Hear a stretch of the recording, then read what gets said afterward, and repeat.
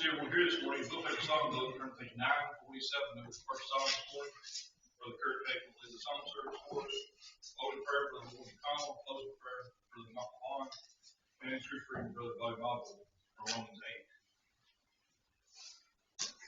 Earl just made up the same as it was last week. I'll run over it quickly.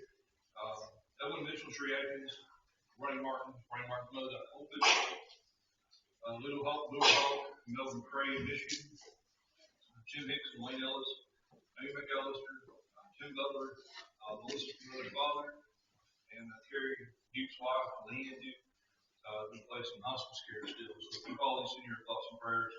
And if I'll let you wonder anything, I'll please see for service, play that to our list, and have it repeated. Upcoming events, this Saturday is Family Bible Day at 9 a.m. Invite everybody to be here for that. And Dr. Help Prepare, please see Rob. He's taking volunteers all week, I think. So he needs all the help we can get, and we need to help him out there. But Family Bible Day this week, Saturday at 9 a.m. Next Sunday will be the business meeting for the men. And the 24th of the month will be the Fellowship Village Justice Service time. Control verse for the week is 1 Peter 2:21. For even hereunto were ye called, because Christ suffered for us, leaving us an example, that ye should follow in his steps. 1 Peter 2:21. Again, thank you all for being here.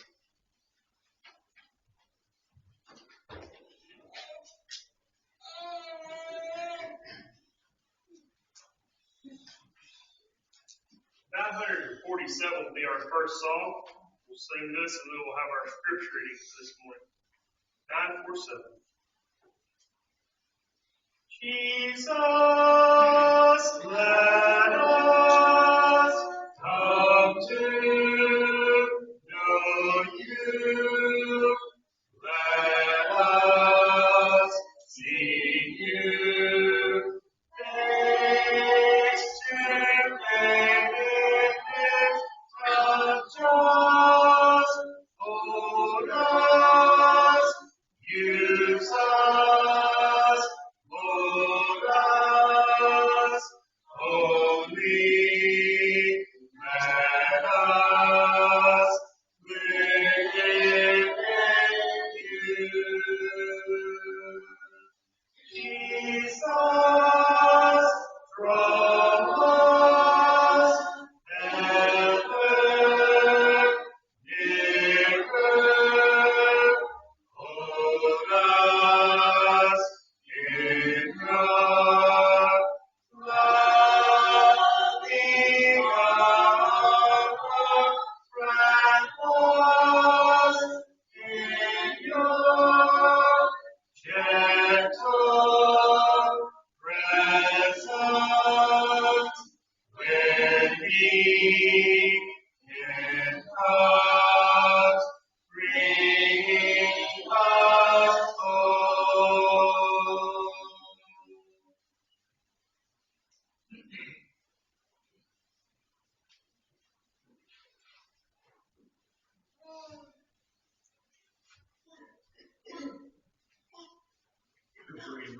Romans 8:1-11. There is therefore now no condemnation to them which are in Christ. Jesus, who walked after the flesh, but after the Spirit. For the law of the Spirit of life in Christ Jesus hath made me free from the law of sin and death. For what the law cannot do, that it was weak through the flesh, God sending his only Son in the likeness of sinful flesh, and for sin condemned sin in the flesh, that the righteousness of the law might be fulfilled in us, who walk not after the flesh, but after the Spirit. For they are after the flesh, do mind the things of the flesh, but they are after the Spirit, the things of the Spirit. For to the carnally minded is death, but to the spiritually minded is life and peace. Because the carnal mind is enmity against God, for it is not subject to the law of God, neither indeed can be. So they that are in the flesh cannot please God. But ye are not in the flesh, but in the Spirit, so that be that the Spirit of God dwell in you. Now if any man have not the Spirit of Christ, he is none of his. And if Christ be in you, the body is dead because of sin, but the spirit is life because of righteousness. But if the spirit of him that raised up Jesus from the dead dwell in you, he that raised up Christ from the dead shall be also quicken your mortal bodies by his spirit that dwelleth in you.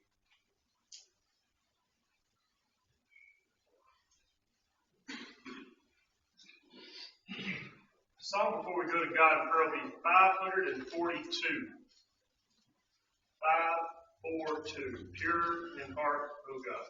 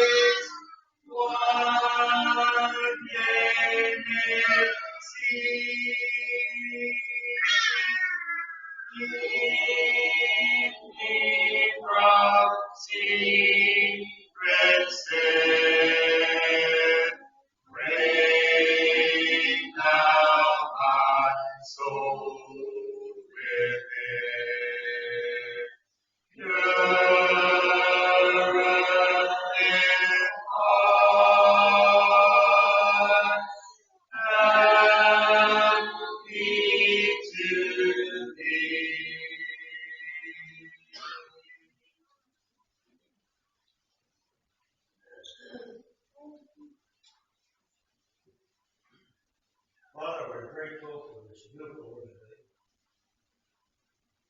We're grateful for every soul that's together with us. We're grateful for an opportunity to stop and praise thy great name. Thankful for this Son, pure in heart, O God. You live in a wicked, sinful world, also beautiful, cherishing. Help us to make the right choices, keep our minds on things that get us down. Bless those ones who are sick. Bless those ones who are discouraged. Especially bless those ones who are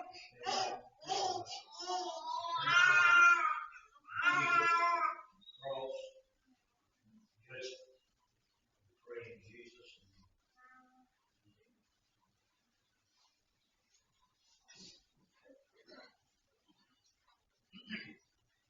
song will be 189. 189. Grace greater than our sin.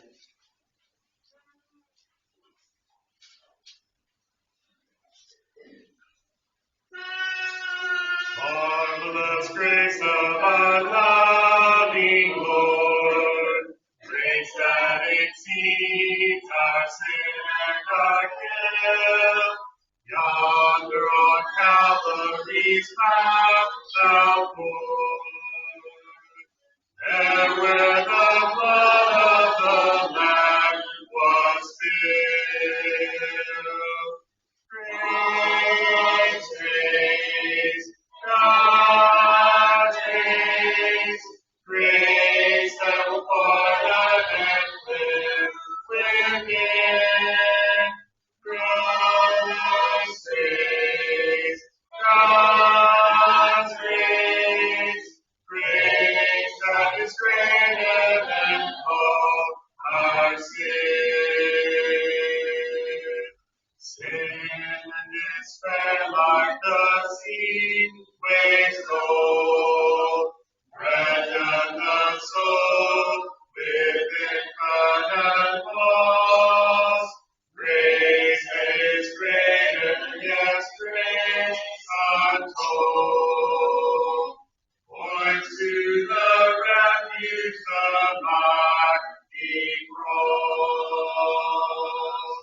Grace, grace, God's grace, grace that will pardon and cleanse within.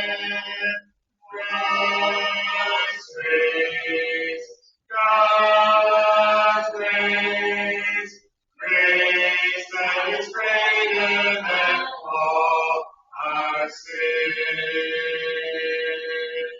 Dark is the stain that we cannot hide. What can avail to wash it away? Look, there is flowing a crimson tide. Whiter than snow you may be today. Grace, grace, God's grace, grace that will pardon and cleanse within. Grace, grace, God's grace, grace that is greater than all our sin. Marvelous infinite matchless grace, freely bestowed on all who believe. You that are longing to see His face, will you this moment His grace receive? God's grace, God's grace, grace that will pardon and cleanse within. Grace, grace, God's grace, grace that is greater than all our sin. With this time mark 520 in your songbooks, 520. That'll be the song of encouragement at the extension of our Lord's invitation. After you have that mark, you would turn over to 708. 708. Walking in Sunlight. We'll sing this before our lesson for the hour. If you'd like to stand as we sing it, you may.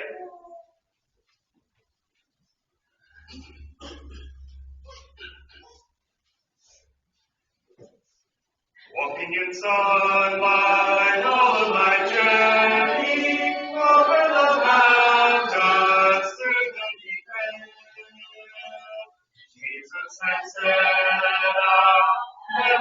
safety, promise divine that never can fail. Heavenly sunlight, flooding my soul with glory divine. Hallelujah, I am rejoicing, singing His praises. Jesus is mine. Shadows around me, shadows above me, never conceal my Savior and God. He is the light in midst of darkness, ever I'm walking close to His side. Heavenly sunlight,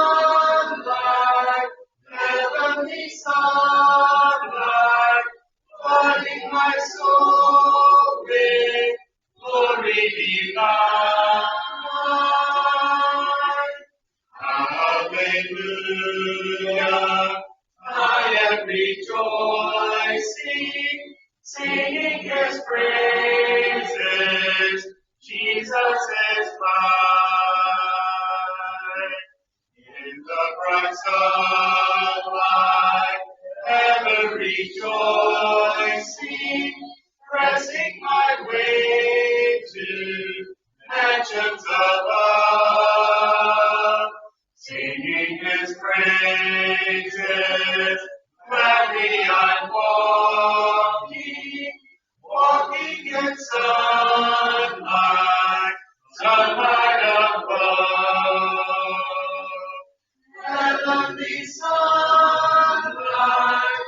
Heavenly sunlight, flooding my soul with glory divine. Hallelujah, I am rejoicing, singing His praises. Jesus is mine.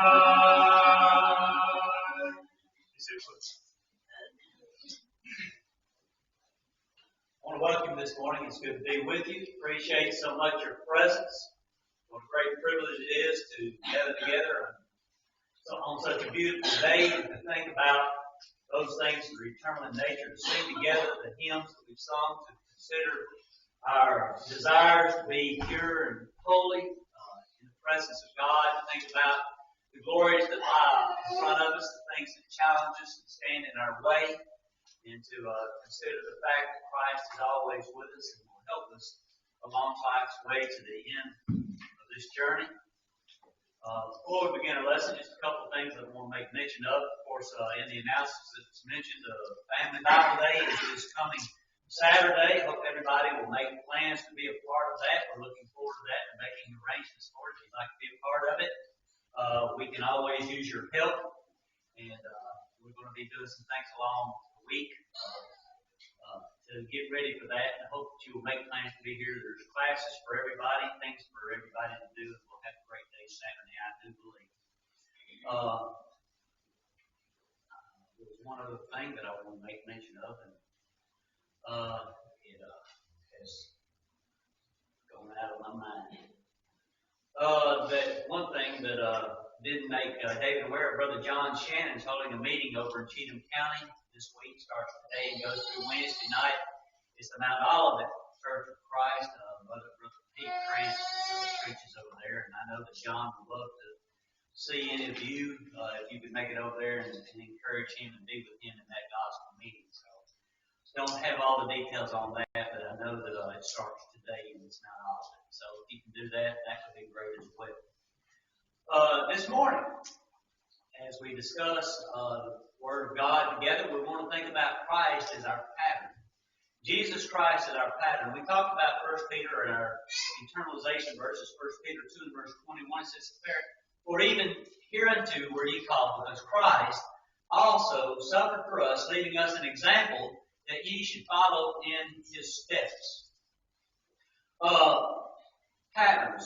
We're all familiar with the use of patterns in our lives. Probably the most familiar one that I could use as an example is the pattern that women use or used to use in sewing. I don't know that there's a whole lot of sewing going on in our day. There are many that do it, I'm sure, but I'm not familiar with too many of them. But what they would do is take the paper, whatever dress or thing that they were going to sew together, and they would cut out the material based upon the pattern. And so as they put that together using the pattern and the directions on that, they were able to put together a dress just exactly like they intended to do, like it was intended to be, so that it could be used. We understand that. Lay it over something and make the pattern. And that's what we want to think about is Christ being the pattern for our lives today. You know, many seek to imitate the lives of other people in their lives. They're talking about mentoring or following people in different aspects of life. But we have to be very careful when we think about following the pattern of other people in our lives and implementing the things that they do in our lives. I've heard say, or it's been said before, that the highest form of flattery that one can make to another person is to say that I'm trying to live my life like you or like them. And so that is something that we do. We look at other people and we implement things in their lives for that. You know, the Bible teaches by way of example of other people in their lives and how to pattern our lives. If you go to the Old Testament, look at the example of Abraham, for example. Abraham is given to us as a pattern of an individual who was a person of great faith. Moses is given to us as a person who was very meek in the Old Testament. We can see the example or the pattern of Job as an example of a person who is very patient in their lives. We also see in the New Testament the example of Paul as a person who was very zealous, very energetic for the Lord. And so the Bible uses these people as a pattern for us to look at to some degree in the way that it teaches us along life's pathway and how we ought to be. But you know, when we think about that, there's in these particular examples and all the examples of people in our lives around us that we might mentor our lives after or follow after, we see also that in their lives there are flaws, mistakes that they make in lives, even sin for that. If you look at the examples that the Bible gives us to look in certain aspects of their lives as a pattern, you can also look into their lives and see a pattern or example of sin. Abraham, he lied at points to protect his life, he thought. He lied about his wife Sarah to Pharaoh. You think about Moses and the great example that he gave us, even in his life, he let his temper get to him. He set a bad example on how we're supposed to act in our lives in response to how people act. You can see it in the example of Paul. Paul, in his zealousness, went down the wrong path and was trying to persecute, or was persecuting the church, killing Christians. So if we're not very careful as we think about those things that we're going to pattern our lives after, we have to be sure that we use the right pattern so that we get the right results. And the only real example or pattern that we can follow exactly to get to where we want to be and be what we need to be is to follow the pattern that is laid out by Jesus Christ himself. You know, Harry Chapman sang a song, and this was back in the 70s. Y'all probably are familiar with this a long time ago. It says, "The cat's in the cradle." I don't know if some of you may not know it too well. It's an old song, but he sang the song, and it went, and I'm not going to sing the whole song for you or give you the whole song, but the gist of the song was that he was a very busy man. He was busy working when his son was born. And so he didn't get to see him grow up. He learned to walk while he was away, and he didn't see him. But he got to be about 10 years old, and they said in the song, you know, the boy says, "Thanks for the ball, Dad. Come on, let's play." And the dad says, "You know, I don't have time. I've got things to do. I've got bills to pay." And the boy says, "That's okay, Dad." And then he goes on to say, "I'm going to be like him, Dad. You know I'm going to be like him." And it goes on, and the boy goes away to college. He comes home, and the dad asks him, he says, "Son, let's sit down and talk for a little while." The boy says, "Dad, I don't have time. I really need the car keys. Is that okay?" And then the man retires at the end of the song. And the man says, "You know, I called my son just the other day and wanted to spend some time with him." And the boy says, "You know, Dad, I'd like to, but I've got the job's a hassle. The kids have things to do. I'd like to, Dad, but I just don't have time. And it says at the end of the song, and I realized that my boy had grown up just like me. He'd grown up just like me. And so if we're not very careful, if we pattern ourselves after the wrong things, we end up with the wrong result. Just as this boy did, and just as it was a dismay to the father who had not taken the time to raise his son like he would. But we want to think about following the pattern of Jesus Christ in our lives. We think about the pattern. Jesus Christ has set the supreme pattern for our lives. He sets forth all the exceptional qualities that we can see in Abraham and Moses and Job, but he also extends that into every particular aspect of our lives that we need to implement. There are no exclusions, there's no exceptions to Jesus Christ in the pattern that he sets for us. And there are no mistakes that we can look to for Christ because he never sins. So he is the one that we need to follow in order to be the perfect person that God would have us to be. When we think about Christ as our pattern, Jesus taught that he was the pattern to be followed. In John chapter 13, he gave us the example and gave his apostles the example by the washing of the disciples' feet. And at the end of that particular example, Jesus said this to his disciples. He said, "You call me Master and Lord, and you say, well, for so I am. If then your Lord and Master have washed your feet, you also ought to wash one another's feet. For I've given you an example that you should do as I have done to you." Jesus talked about him being the perfect pattern, and that we had to follow that pattern in order to be like him or to submit to him as our Lord and Master.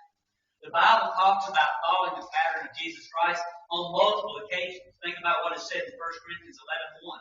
Paul said to the Corinthians, "Be followers of me, even as I also am of Christ." Paul recognized the fact that even in his life, the only way that you should follow him was how he followed Jesus Christ. Romans 8 verse 29 says, "For whom he did foreknow, he also did predestinate to be conformed to the image of his Son, that he might be the firstborn among many brethren."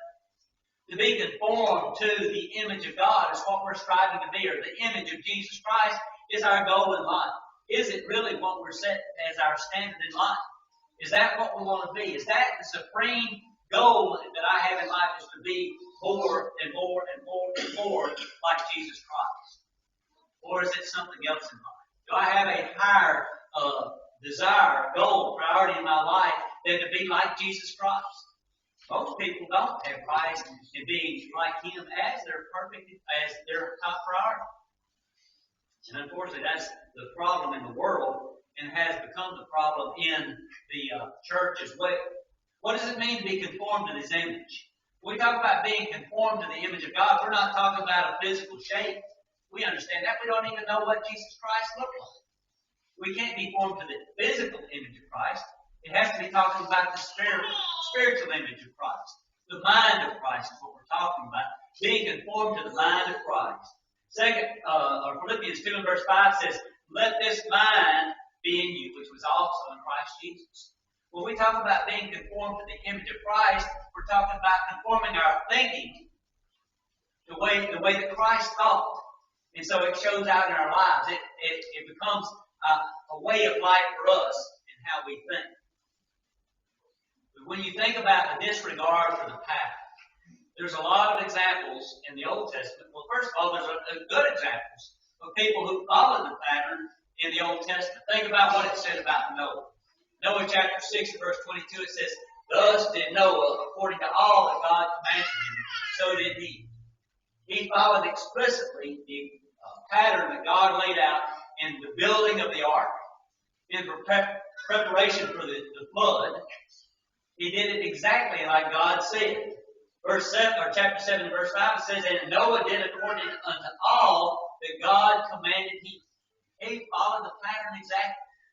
And we can see the result in 7 verse 23. It says, "And every living substance was destroyed, which was upon the face of the ground, both man and cattle, and creeping things, and the fowls of heaven, and they were destroyed from the earth, and Noah only remained alive, and they that were with him in the ark." Following the pattern provided for Noah the salvation of his life and his family's life. It's important to follow the pattern. But we can see just as explicitly in the Old Testament the examples of those who failed to follow the pattern that God laid out for them. Leviticus 10:1, a story or an account that we know very well about Nadab and Abihu. How they used strange fires in offering it up to God.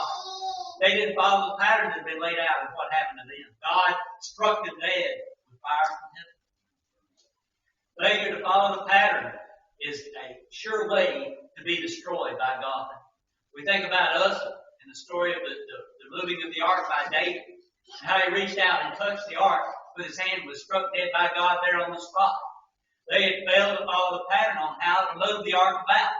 It cost a man his life, and it also, when you think about it, it caused God or David not to have the ability to have any relationship with God. The ark in the Old Testament represented God's being with His chosen people. You think about it. When they were fighting against the Philistines, they carried the ark out into the battle. When Eli's 2 sons were killed, it was a source of knowing that God was with them and supporting them. David understood that. He wanted the ark close to him. He wanted God's presence with him. But he wasn't willing to follow the pattern like God laid out to have God with him. And so Uzzah died, and God was not able to have God with him, or the presence of God in His presence. Failure to follow the pattern is a surefire way that's going to cost a person their life, their soul, their relationship to God. We have to follow the pattern. We can go and look at the New Testament, even for an example of someone who did not follow the pattern.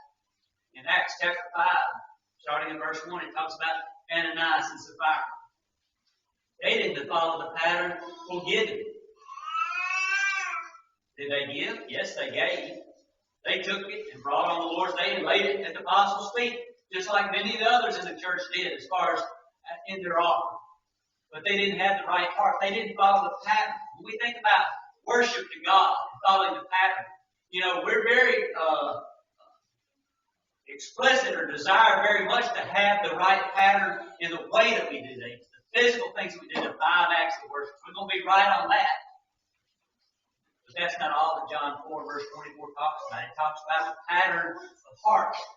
The means by which you offer up is not just the physical acts that we go through. When we sing, are we singing with a heart? Or are we just putting forth the words?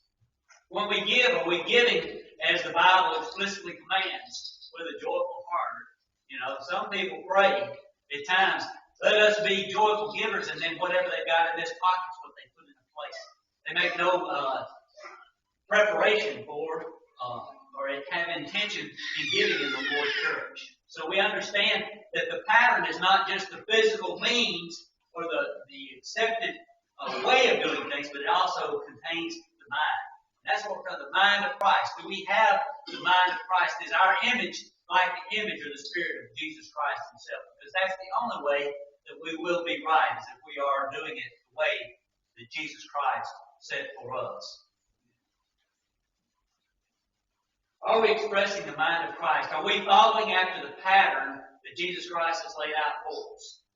It says in 2 Corinthians 3 and verse 18, but we all with an open face, beholding as in a glass the glory of the Lord, are changed into the same image from glory to glory, even as by the Spirit of the Lord.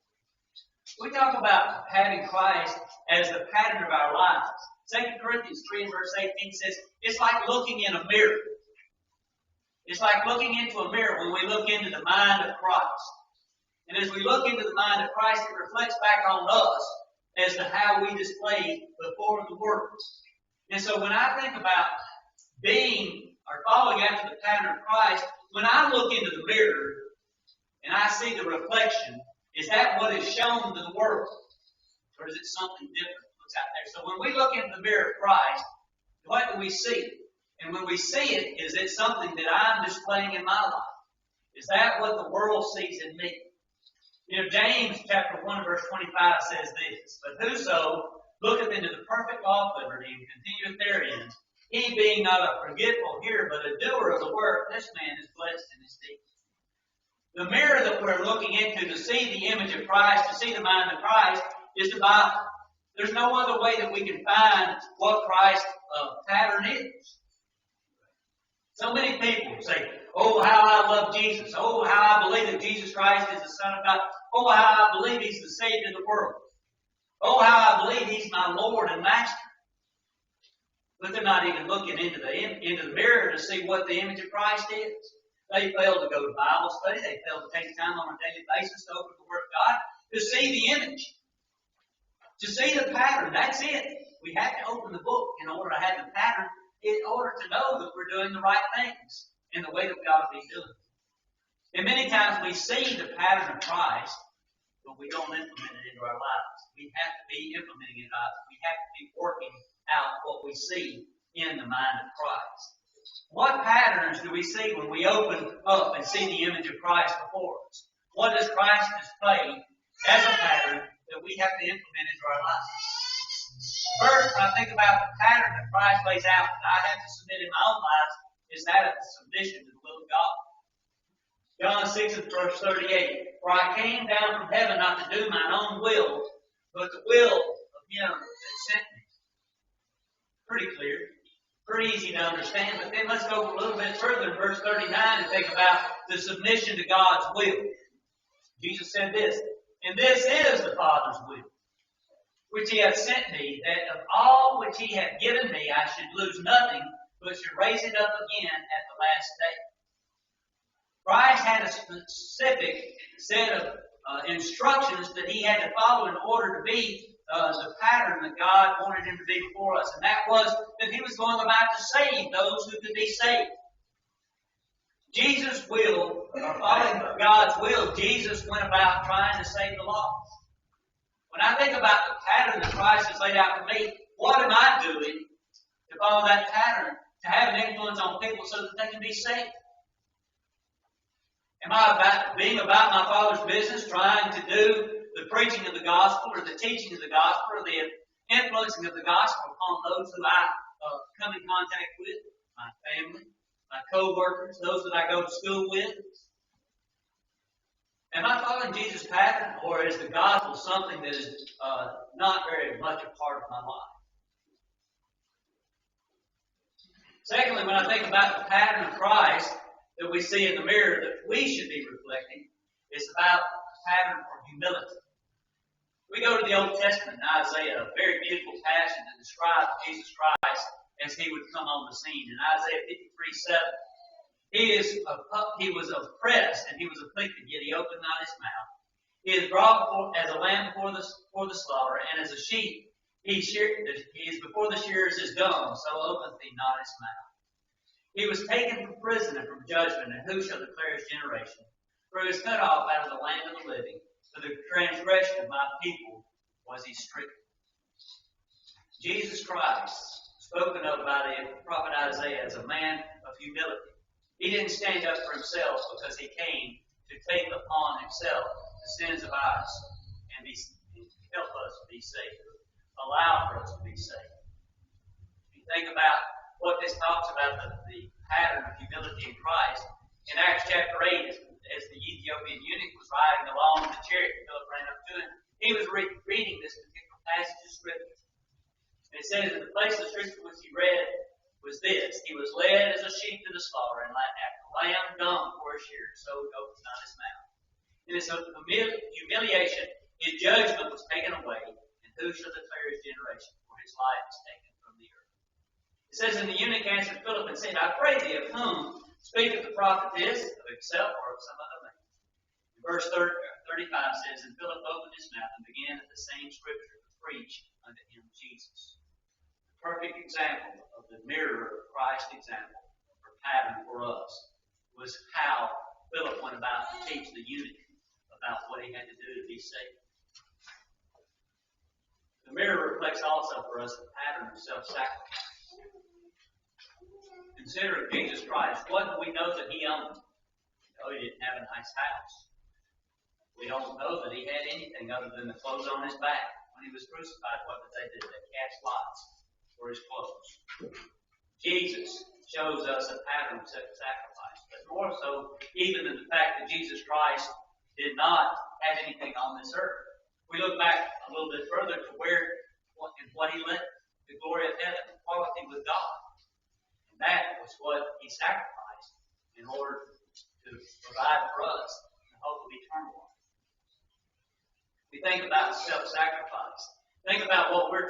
Ephesians 4 and verse 28. It says, let him that stole steal no more, but rather let him work, or labor, working with his hands that the thing which is good that he may have to give to him that needs it. Paul told the Ephesians that they were to work, but not just to accumulate things for themselves, but they were to work so that they would have the ability to give to others, to distribute to those who were in need. We work hard. Many of us work many long and hard hours. We make good money. What do we do with that money? Do we use it to accumulate things for ourselves? Or do we use it many times for the benefit of others, the work of the church, and things of need in this life besides our own personal gain? Jesus Christ set the example of the pattern of giving. He gave up everything for us that we might have hope of eternal life. Next, when I think about the reflection in the life of Christ, or the mind of Christ, that should be a pattern for me and for you is that of true love. Christ reflected true love in his example, in his pattern of life, that we should. John 15 and 13, greater love hath no man than this, that a man lay down his life for his friends. We think about true love in the example of Jesus Christ. It was an unshakable love. He went all the way to the cross and gave up his very life that you and I might have the hope of eternal life. Romans 8 verse 35 says, who shall separate us from the love of Christ? Shall tribulation, or distress, or persecution, or famine, or nakedness, or peril, or sword? As it is written, for thy sake we are killed all the day long. We are counted as sheep for the slaughter. Nay, in all these things we are more than conquerors through him that loved us. It doesn't matter what will come upon us, Christ's love will always be there for us and sustain us and get us through to the end if we will but follow the pattern that Jesus laid out and love him as he loved us. Christ gives us a pattern for worthwhile work.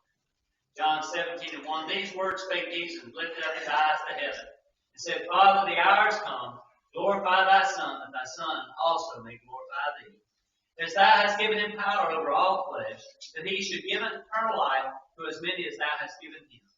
And this is eternal life, that they might know thee, the only true God, and Jesus Christ whom thou hast sent. I have glorified thee on the earth. I have finished the work that thou hast given thee. And now, O Father, glorify thou me with thine own self, with the glory which I had with thee before the world was. Christ came upon the scene. I'm sure along life's way, he followed the pattern of his father Joseph, in the physical sense. In doing those things that were involved in working with wood as a carpenter. With Jesus, that was just a part-time job for him, just a temporary part of his life. The real work in Jesus' life was that of doing what God sent him to do, and that was to teach the lost and save the lost. And he accomplished that with his life. And so, because he accomplished that worthwhile goal in his life's work, he was to receive the glory of God. The same will be true of us if we follow the pattern of Jesus and work for God in his will, doing his will within the church. And then we see in Christ the pattern of one who truly depended upon God. Jesus Christ believed that the Father would take care of him. He depended on him and knew that God would take care of him. We see it in his willingness to accept abuse that he suffered in life's way. Matthew 27, beginning verse 27. Then the soldiers of the governor took Jesus into the common hall and gathered unto him the whole band of soldiers. And they stripped him, and put on him a scarlet robe. When they planted a crown of thorns, they put it upon his head, and reed in his right hand, and he bowed beneath it, and mocked him, saying, Hail, King of the Jews. And they spit upon him, and took the reed, and smote him on the head. And after they had mocked him, they took the robe off from him, put his own raiment on him, and led him away to crucify him. We think about the pattern of Jesus Christ and his dependence upon God. He depended upon God even in the most harsh circumstances in his own life. He didn't fight back. He didn't resist. He went on through it knowing that God would provide for him the salvation or the resurrection of life and the joy of the crown of life when all these things that had been put upon him in this life were in him. We see it in his desire to do the Father's will even in the face of those things that were done to it. Matthew 26:51. And behold, one of them that were with Jesus stretched out his hand and drew his sword and struck a servant of the high priest and smote off his head. And said Jesus unto him, Put up again thy sword into his place, for all that taketh the sword shall perish with the sword. Thinkest thou that I cannot now pray to my Father, and he shall presently give me more than 12 legions of angels? We see Christ's dependence upon the pattern of dependence upon God when things could have been changed to make his life better. He took on what had to be took on and resisted the desire to change things that would have benefited him. And that was for our good. An important pattern in the life of Christ that we can see and need to be implemented was that of compassion. Jesus exhibits for us a great example of compassion in his life. You think of all the things that Jesus had compassion upon people in their state that they were in. You think about it in Matthew 15. Jesus had compassion upon the people because they were hungry. Jesus cared about people because of their physical needs. He fed the 5,000 because he had compassion on them and didn't want to see them suffer and fall by the wayside. He had compassion upon the sick. Think of all the people that he healed in his pathway to the cross, the blind, the lepers, the halt. Jesus had compassion on people who were distraught, who were down and out in their lives. You think about the woman from the city of Nain whose son had died. Jesus had compassion on her in her state, in her emotional state of despair, and raised her son. But most importantly, when you think about the compassion of Jesus Christ, you have to think about the compassion that he had on people in their lost state, and their hopelessness in this life as far as eternity was concerned. It says that Jesus turned around and looked and he saw the people as sheep wandering about without a shepherd. Jesus was a compassionate man. He cared about every aspect of man. But most importantly, he cared about the spiritual part of man and did all that he could to help those who were in despair because of their lost condition. When we think about the pattern that Jesus has set for us, he set for us a pattern of forgiveness. It says in verse 10 of John chapter 8, when Jesus had lifted up himself and saw none but the woman, he said unto her, Woman, where are those thine accusers? Hath no man condemned thee? She said, No man, Lord. And Jesus said unto her, Neither do I condemn thee. Go and sin no more. Jesus showed forgiveness in his heart towards that woman. He did not condemn her for the sin that she committed. He forgave her. But even more so, Jesus has compassion and shows forgiveness to all of us as well. It says, when they were come to the place which is called Calvary, there they crucified him, and the malefactors, one on the right and the other on the left. Then said Jesus, Father, forgive them, for they know not what they do. And they parted his raiment and cast lots. Jesus, even in his final hour, right before his death, was of heart that showed the pattern of forgiveness. Those who were crucifying him, he offered forgiveness to. Ask God. And then finally, when we think about the pattern that Christ has laid out for us, that we can see in him and we need to implement in our lives, it's a pattern for a resurrected life. 1 John 3:2, Beloved, now we are the sons of God, and it doth not yet appear what we shall be, but we know that when he shall appear, we shall be like him, for we shall see him as he is. Jesus has given us a pattern of what eternal life will look like. We don't know what it will be like in the sense of the glorified body that we will receive, but we do know that because Jesus came back in the glorified state, we too, one day, if we're faithful to him, will have a glorified body and live eternally. You know, we think about Romans 6 and verse 5 and what it says about being resurrected. It says there, For if we have been planted together in the likeness of his death, we shall also be in the likeness of his resurrection. The Bible tells us distinctly and clearly that if we follow the pattern of Jesus Christ into death, then we will follow Jesus in the pattern of the resurrected life. But this particular passage, Romans 6 and verse 5, is written to only the Christians. Those who have been planted in the likeness of Jesus Christ. And we have to back up of one verse to find out what Paul is talking about in Romans 6 and verse 5. Where he says, Therefore we are buried with him by baptism into death, That like as Christ was raised up from the dead by the glory of the Father, even so we also should walk in newness of life. The pattern of the resurrection of life is seen in the death, burial, and the resurrection of Jesus Christ. We follow that pattern in our lives by being buried in baptism, being raised out of the watery grave of baptism, to walk in newness of life, spiritual life, as a child of God. If we're to follow the pattern of Christ, then we will follow the pattern by doing what He said do and being baptized for the forgiveness of sins. As we look at the examples of Jesus Christ and the patterns that He set for us, we see a lot of work that needs to be done in our lives. There are many things that we need to work on so that we will be more like Christ. It's not something that happens on the first day of the week, but it's something that is implemented along life's pathway, day by day, minute by minute, hour by hour, as we grow closer and closer to God. Well, we can only grow closer to God as we think about, have we been buried with Christ in baptism to become a child of God so that we can grow in the path of following Jesus Christ. Unless you've been baptized, there's no way that you can follow the pattern of Jesus Christ in any other way. So the question comes to you and it comes to me, have we been obedient to what Jesus said to do in order to be following the pattern that Jesus has laid out for us in baptism? If not, I want to encourage you to think seriously about it. The person must repent of their sins. They turn away from the old life, confess Him as the Son of God, and be baptized with Him. It's a simple process that leads you on a path where you can follow Jesus into heaven.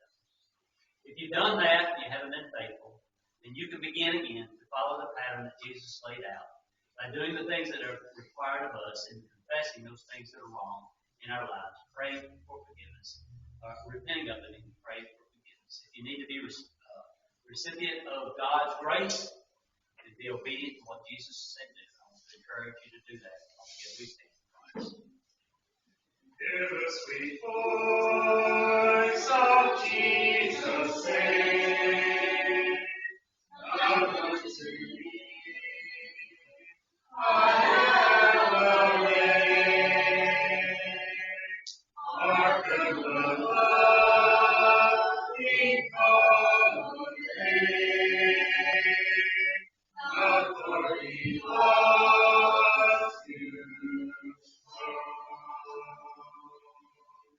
Only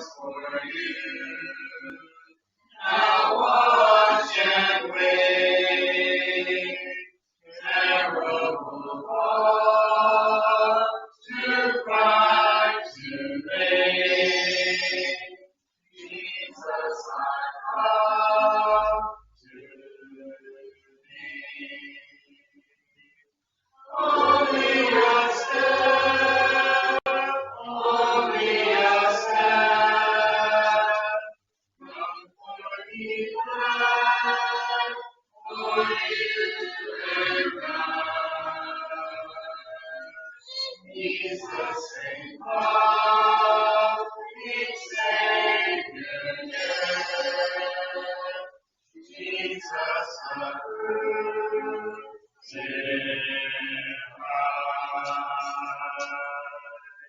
seated, please. We'll sing 511 before taking the Lord's Supper. 511. Off we come together.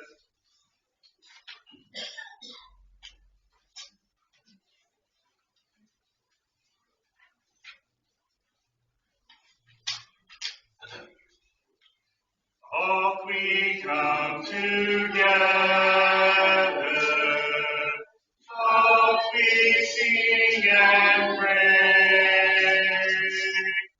Here we bring our offering on this holy day. Help us, Lord, thy love to see. May we all in truth and spirit worship thee.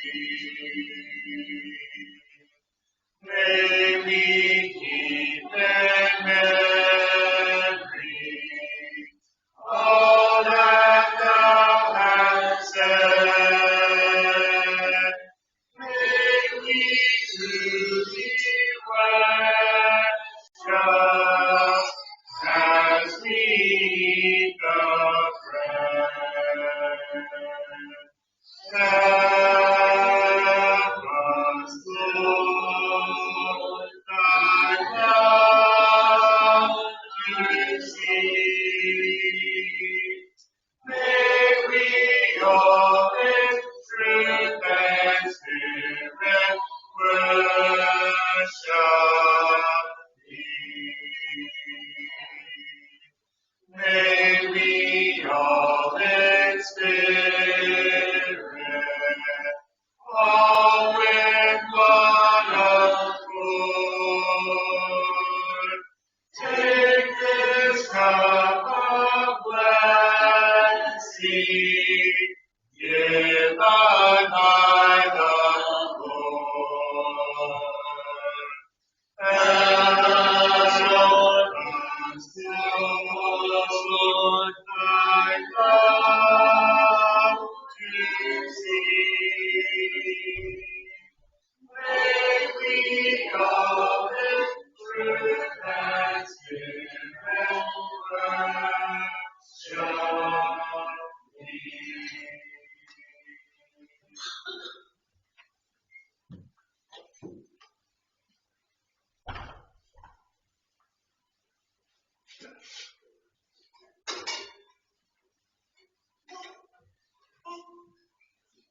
Let us pray. Father, we come together thankful for this bread that you give us for Robertson's grace by on the cross. May we take it well pleasing manner.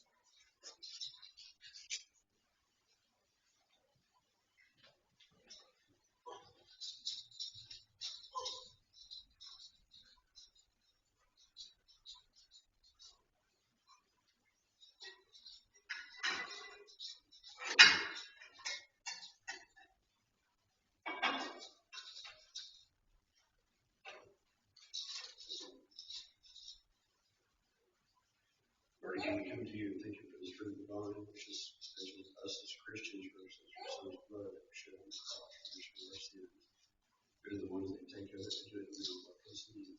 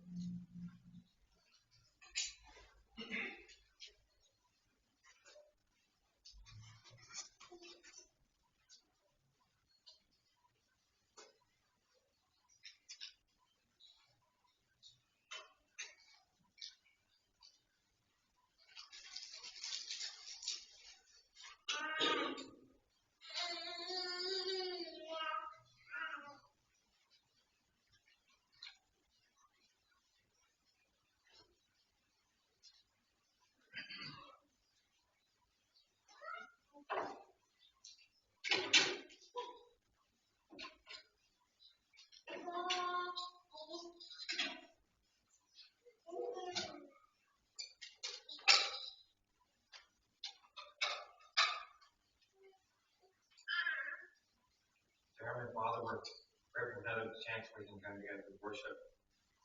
Please be with us as we're about to give the remains and help us to give cheerfully. In Christ's name, amen.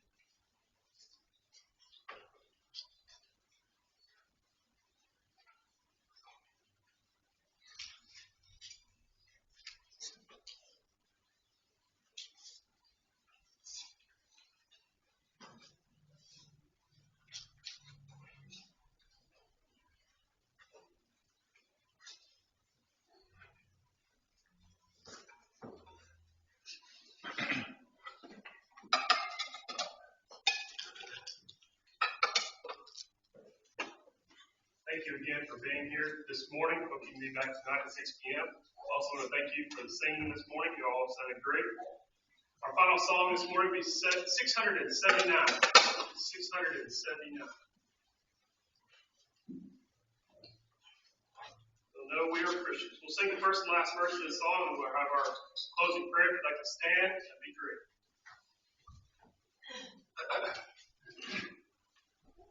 We are one in the Spirit, we are one in the Lord. We are one in the Spirit, we are one in the Lord.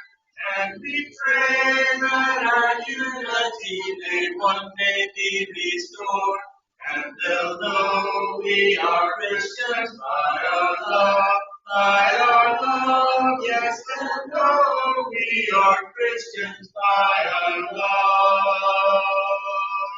All praise to the Father from whom all things come, and all praise to Christ Jesus, His only Son. And all praise to the Spirit who makes us one. And they'll know we are Christians by our love, yes,